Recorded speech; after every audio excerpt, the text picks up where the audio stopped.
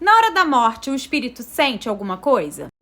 Se você clicar nesse comentário, você vai cair num vídeo que fala sobre se o espírito sente a morte ou não.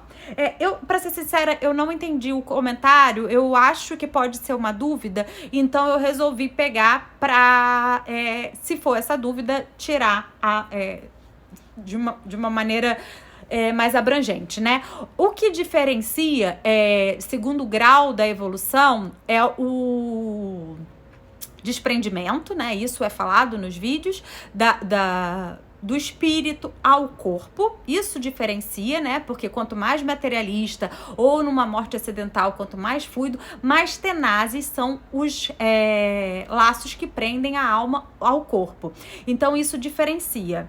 Diferencia também, segundo a evolução, a perturbação que passa o espírito após a morte, né? O estado de perturbação que todos nós passamos quando desencarnamos, ele varia de acordo com a evolução, vai de um para o outro.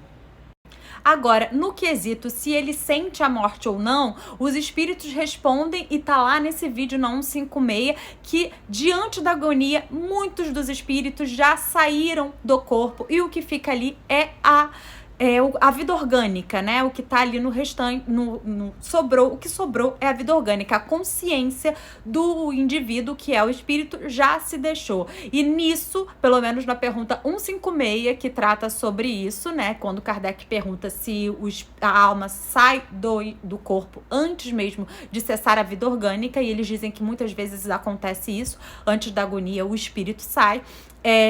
Eles não falam nada sobre evolução, eles apenas dizem que muitas vezes acontece isso, o espírito deixa antes do momento de agonia. E mais uma vez falando sobre as mortes violentas, né? Na pergunta 162 do Livro dos Espíritos, ele diz assim: ao contrário, em todos os casos de morte violenta, quando a morte não resulta da extinção gradual das forças vitais, mais tenazes os laços que prendem o corpo ao perispírito e, portanto, mais lento o desprendimento completo. Então, para não ficar dúvida, o desprendimento da alma do corpo é uma coisa. A perturbação que o espírito passa após a morte é outra coisa.